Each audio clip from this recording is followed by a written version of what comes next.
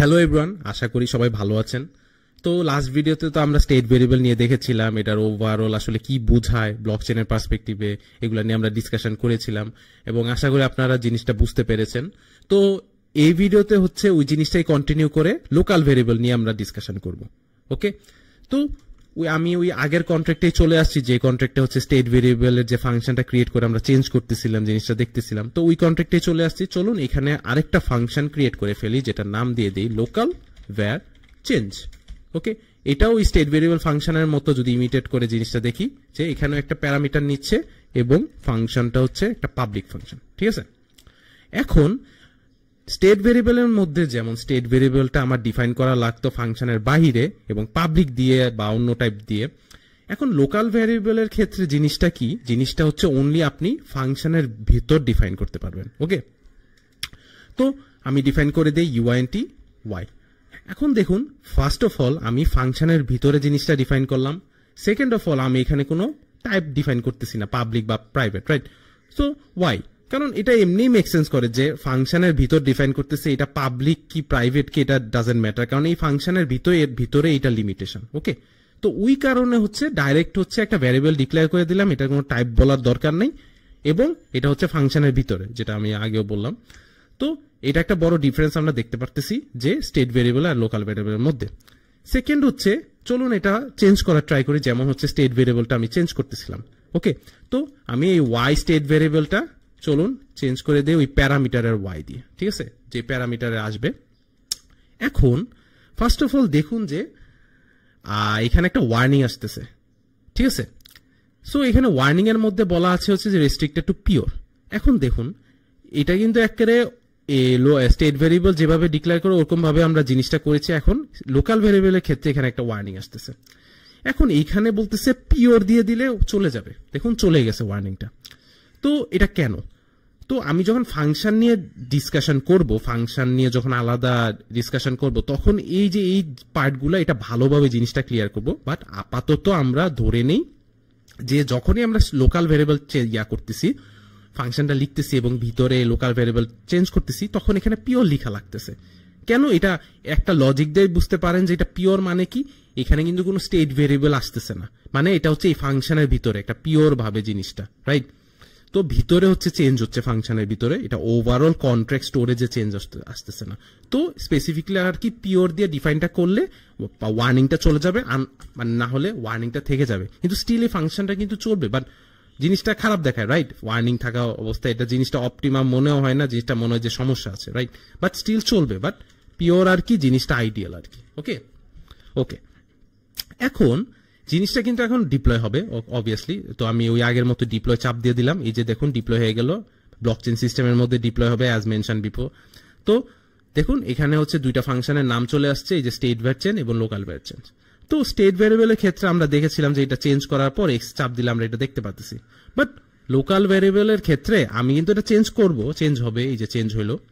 ওকে, change হইলো, but এই যে চেঞ্জ যে হলো এরকম ভাবে কিন্তু আমি দেখতে পারতেছি না। ওকে, তো ওইটার জন্য কি করা লাগবে, এখানে আমি আগে করেছিলাম যে রিটার্ন করা লাগবে। ঠিক আছে, রিটার্ন ওয়াই। এখন দেখুন একটা জিনিস চলে আসছে। এখন এটা আমি আগেও দেখিয়েছি যে এখানে রিটার্ন করতেছি দেখে এখানে স্পেসিফিকলি মেনশন করতে হবে যে ফাংশনটা রিটার্ন টাইপ। ঠিক আছে, রিটার্নস কি রিটার্ন করতেছে, একটা ইউআইএনটি। ঠিক আছে, এখন দেখুন এররটা চলে গেছে। ঠিক আছে, তো এখানে কি কি দেখলাম, ফার্স্ট অফ অল হচ্ছে স্টেট ভ্যারিয়েবলের ক্ষেত্রে কিন্তু কোনো রিটার্ন করতেছিলাম না, কারণ এখানে রিটার্ন করতে পারতাম, বাট রিটার্ন কেন দরকার নাই, কারণ এখানে অলরেডি একটা এক্স ভ্যারিয়েবল, এক্স যে স্টেট ভ্যারিয়েবলটা ডিক্লেয়ার করেছিলাম, এটা অলরেডি বাই ডিফল্ট একটা গেট ফাংশন তৈরি হয়ে যায়। ওকে, যার কারণে হচ্ছে এই যে এটা বাটন আকারে ক্রিয়েট হয়ে যায়, এটা চাপ দিলে কিন্তু এরকম ভাবে শো করতে পারত। তো এখানে কি স্পেসিফিকলি রিটার্ন করতেছিলাম না এবং এখানে রিটার্নও ডিফাইন করি নাই। ঠিক আছে, তো এইখানে হচ্ছে স্পেসিফিকলি রিটার্ন করা লাগতেছে, কারণ এরকম ভাবে করা মানে কনস্ট্রাক্ট করা নাই, রাইট? লোকাল ভ্যারিয়েবল এরকম ভাবে ডিক্লেয়ার করলে ওরকম ভাবে হচ্ছে আলাদা ভাবে জিনিসটা আমি দেখতে পারবো না। ঠিক আছে, এই জন্য রিটার্ন করতেছি ইউআইএনটি। এবং পিওর এর ব্যাপারটা আমি যখন ফাংশন নিয়ে ডিসকাশন করবো, ফাংশনের টাইপ বিভিন্ন তখন আর কি জিনিসগুলো আরো ক্লিয়ার ভাবে ডিসকাশন করব, তখন আর কি বুঝতে পারবে। বাট আপাতত আমরা কিন্তু একটা ডিস্টিংশন দেখতে পারলাম মোটামুটি যে কি কি হচ্ছে। এখন দেখুন এটা যে আমি চেঞ্জ করলাম না, তো আমরা জানি যে এখানে জিনিসটা চাপ দিলে কাজ করবে না, এটা যেহেতু আমি কন্ট্রাক্টের মধ্যে চেঞ্জ আনছি, তো আমার কন্ট্রাক্টটা কিন্তু আবার ডিপ্লয় করা লাগবে। তো এটা আমি ডিলিট করে দিলাম। ওকে, এখন আমি আবার ডিপ্লয় করলাম, আমি আবার গেলাম এটার মধ্যে। তো এখন দেখুন এটা তো ঠিক আছে, স্টেট ভ্যালু চেঞ্জ হচ্ছে, এক্স এর ভ্যালু আমি অ্যাক্সেস করতে পারতেছি।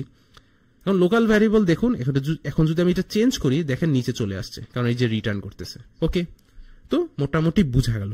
তো চলুন লোকাল ভ্যারিয়েবলটা আরেক নজরে দেখি হচ্ছে হোয়াইট বোর্ডের মধ্যে। ঠিক আছে, লোকাল ভ্যারিয়েবলের ক্ষেত্রে যে জিনিসটা হচ্ছে, ভ্যারিয়েবলের ক্ষেত্রে ফার্স্ট অফ অল হচ্ছে আমরা তো আগের মতোই কন্ট্রাক্টটা ডিপ্লয় করছি, রাইট? তো মনে করেন এটা হচ্ছে কন্ট্রাক্টটা। এখন আমি লোকাল ভ্যারিয়েবলের জন্য আলাদা একটা ফাংশন ক্রিয়েট করছি, রাইট? ওইটা মনে করেন এই ফাংশনটা। ওকে, এখন আমি কি বললাম, এই ফাংশনের ভিতরে হচ্ছে ভ্যারিয়েবলটা ডিক্লেয়ার করা লাগবে।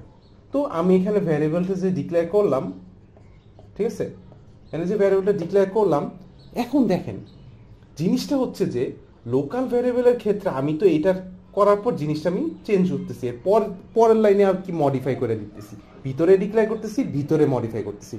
বাট খেয়াল করবেন যে স্টেট ভ্যারিয়েবলের ক্ষেত্রে আমি বাইরে ডিক্লেয়ার করেছিলাম, মানে কন্ট্রাক্টের মধ্যে ডিক্লেয়ার করছিলাম, নট ফাংশনের ভিতরে, রাইট?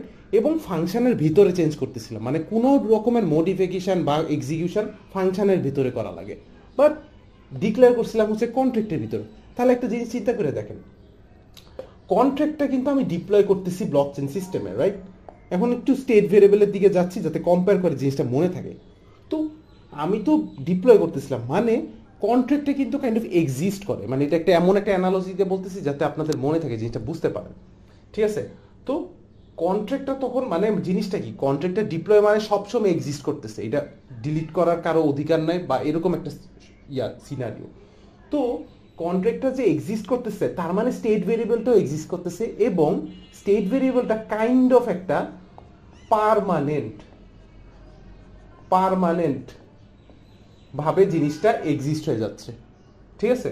মানে একটা পার্মানেন্ট স্টোরেজের মতো, ঠিক আছে, পার্মানেন্ট স্টোরেজের মতো। তো এইটা যতক্ষণ পর্যন্ত কন্ট্রাক্ট এক্সিস্ট করতেছে ওই স্টেট ভেরিয়েবলটাও এক্সিস্ট করতেছে। বাট লোকাল ভ্যারিয়েবলের ক্ষেত্রে কি হচ্ছে, লোকাল ভ্যারিয়েবলটা যদি একটু লক্ষ্য করে দেখেন, ভ্যারিয়েবলটা কিন্তু ডিক্লেয়ার হচ্ছে ফাংশনের ভিতর। তার মানে কি, ফাংশনটা যদি এক্সিস্ট করে তাহলে ভ্যারিয়েবলটা এক্সিস্ট করবে, রাইট? ওইটার ক্ষেত্রে কন্ট্রাক্ট এক্সিস্ট করতেছিল দেখে স্টেট ভেরিয়েবল এক্সিস্ট করতেছিল, হেন্স ওইটা হচ্ছে পার্মানেন্ট হয়ে গেছে, কারণ কন্ট্রাক্ট পার্মানেন্টলি, রাইট, ওইটা ডিপ্লয় পার্মানেন্টলি ওইটা রেসপন্স করবে। তো ওইটা হচ্ছে কাইন্ড অফ কন্ট্রাক্টের, এই জন্য কন্ট্রাক্টের স্টেটের সাথে ওইটা রিলেটেড, মানে ঠিক আছে।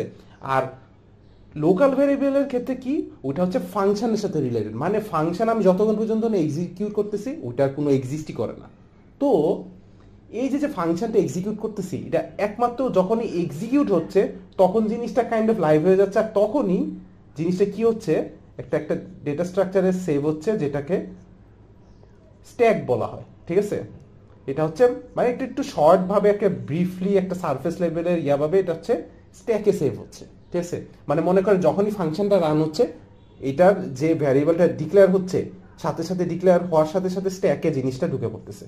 স্ট্যাক মনে করে একটা পার্মানেন্ট না, এটা স্ট্যাক মনে করে একটা টেম্পোরারি স্টোরেজের মতো জিনিসটা কাজ করতেছে, যে যখনই ফাংশনটা এক্সিকিউট হচ্ছে সাথে সাথে স্ট্যাকে ঢুকে যাচ্ছে, যাতে মানে ফাংশনটা যতক্ষণ পর্যন্ত না চলবে স্ট্যাকের মধ্যে ওইটা থাকবে, ফাংশনটা এক্সিকিউট হয়ে যাওয়ার পর স্ট্যাকটা আবার খালি হয়ে যাবে, ঠিক আছে? এরকম। কিন্তু স্টেট ভেরিয়েবলের ক্ষেত্রে মনে করেন এটা হচ্ছে permanent, it's not like stack, এটা পার্মানেন্টলি হচ্ছে চেঞ্জ হয়ে যায়। তারও একটা জিনিস দেখেন যে এই যে পার্মানেন্ট যে জিনিসটা চেঞ্জ হচ্ছে, জিনিসটা একটু বেশি ওয়ার্ক লাগবে না, আমি লিটারালি একটা চেঞ্জ আনতেছি ফুল পার্মানেন্ট, তার মানে এটা জিনিসটা দেখলে বোঝা যায় যে এটাতে বেশি ওয়ার্ক লাগবে, এটাতে in compare to com work লাগবে। এটা হচ্ছে ওই গ্যাসের কনসেপ্টে আসবো যখন, তখন জিনিসটা বুঝবেন ডিফারেন্সটা। বাট এটা হচ্ছে এই টেম্পোরারি আর কি স্টোরেজ ভাবে কাজ করতেছে স্ট্যাকের মধ্যে, যতক্ষণ পর্যন্ত না ফাংশন এক্সিকিউট হবে স্ট্যাকে থাকবে, এবং এই স্ট্যাক থেকে নিয়ে ফাংশনের ভিতরের মধ্যে কাজ করতে পারবে, ঠিক আছে? এটা হচ্ছে জিনিসটা লোকাল ভ্যারিয়েবলের মেইন ইয়াটা হচ্ছে, এটা হচ্ছে টেম্পোরারিলি ক্রিয়েট হয়, যাতে আমরা এমন এটার ইউজ কেস দেখবো। বাট এটা হচ্ছে আমরা হচ্ছে এখন জিনিসগুলা পড়তেছি যে লোকাল ভেরিয়েবলটা আসলে কি। ইউজ কেস অবভিয়াসলি অনেকভাবে ইউজ করা যায়, ইউজ কেসের অনেক ইয়ে আছে, ওটা আমরা পরে দেখবো। এক্সাম্পল যদি দেখি বা প্রজেক্ট বানাই তখন এটা মিক্স করে যখন বানাবো তখন আর কি দেখবো। বাট এই যে অ্যানালজিটা ডিফারেন্সটা এরকম আর কি, যে জিনিসটা হচ্ছে এক্সিস্ট হয়ে যাচ্ছে যখনই ফাংশন এক্সিকিউট হচ্ছে, এবং স্টেট ভেরিয়েবলটা কন্ট্রাক্টের সাথে রিলেটেড, রাইট? তো এটা কন্ট্রাক্ট স্টোরেজের মধ্যে সেভ হচ্ছে মোর প্রিসাইসলি, মানে একটা পার্মানেন্ট স্টোরেজের মধ্যে। এই কারণে আমি বলতেছিলাম যে ওই যে কি বলে নতুন একটা স্টেটে ট্রানজিশন হচ্ছে, নতুন ব্লক ক্রিয়েট হচ্ছে, রাইট? বাট এই লোকাল ভেরিয়েবলের ক্ষেত্রে এই সিনারিওটা আবার দাঁড়াচ্ছে না, ঠিক আছে? তো ওভারঅল আর কি লোকাল ভেরিয়েবলের লজিকটাই হচ্ছে এটা ছিল, আশা করি বুঝতে পারছেন। প্রথমে হচ্ছে আমরা কন্ট্রাক্টটা ক্রিয়েট করব, রাইট? ক্রিয়েট করার পর আমরা ওই জিনিসটা ডিপ্লয় করব। ডিপ্লয় করার সাথে সাথে একটা ব্লক ক্রিয়েট হয়ে যাবে, যেটা হচ্ছে এন ব্লক ধরলাম। এটার মধ্যে কন্ট্রাক্টটা এখন এক্সিস্ট হয়ে যাবে, এটা আমরা আগেও দেখেছি, রাইট? এখন আমরা যদি ফাংশনটা কল দেই, এখন আমরা যদি লোকাল ভ্যার চেঞ্জ যে ফাংশনটা ক্রিয়েট করছি এই ফাংশনটা ফোকাস করে এই ফাংশনটা যদি কল দেই, আমরা স্টেট ভেরিয়েবলের ক্ষেত্রে ওই স্টেট ভেরিয়েবল যে চেঞ্জ হচ্ছিল ওই ফাংশনটা কল দিচ্ছিলাম। তো স্টেট ভেরিয়েবলের ক্ষেত্রে দেখেছিলাম যে কন্ট্রাক্টটা নতুন একটা স্টেটে ট্রানজিশন হয়ে নতুন ব্লকের মধ্যে আবার নতুন স্টেটে ইনসার্ট হচ্ছিল, এবং n+1 ব্লকটা ছিল লেটেস্ট ব্লক, এবং আগের ব্লকটাও এক্সিস্ট করতেছিল ওইটা as a old block, right? তো এটা হচ্ছে কানেক্টেড হয়ে যাচ্ছিল, right? But local where change যে ফাংশনটা এটা যখন কল দিচ্ছি এটার ক্ষেত্রে কিন্তু এগুলা কিছুই হবে না, ওকে? সো এটা আমি একটু আগেই ডিসকাশন করেছি যে এখানে কিন্তু কোনো স্টেট ট্রানজিশন হচ্ছে না ফাংশনে, ঠিক আছে? কারণ এখানে কোনো স্টেট ভেরিয়েবলই চেঞ্জ হচ্ছে না ফাংশনের ভিতরে, ঠিক আছে? সো ওভারঅল কন্ট্রাক্টেই কোনো ওরকম লেভেলের স্টেট চেঞ্জ আসতেছে না, রেদার ফাংশনের ভিতরে হচ্ছে এক্সিকিউশন হচ্ছে, বাট ভিতরে হচ্ছে স্ট্যাকের মধ্যে যে জিনিসটা সেভ হচ্ছে ওইটার উপর আর কি এক্সিকিউশন গুলো হচ্ছে, ঠিক আছে? ফাংশন থেকে এক্সিকিউট হচ্ছে, বাট কন্ট্রাক্টটা চেঞ্জ হচ্ছে না। কন্ট্রাক্ট অ্যাজ ইন সেন্স যে কোনো স্টেট ভেরিয়েবল চেঞ্জ হচ্ছে না, যেটা হচ্ছে পার্মানেন্ট স্টোরেজে সেভ আছে, ঠিক আছে? ওরকম কোনো মডিফিকেশন আসতেছে না। এই জন্য মডিফিকেশন আসতেছে না দেখে নতুন ব্লকও ক্রিয়েট হবে না, ওই ব্লকের মধ্যে নতুন স্টেটটাও ইনসার্ট হবে না, রেদার ওই এন ব্লকের মধ্যে যে কন্ট্রাক্টের স্টেটটা ওইটাই লেটেস্ট স্টেটটা, বাট ফাংশনটা ঠিকই রান হবে, যেটা হচ্ছে লোকাল ভ্যার চেঞ্জ।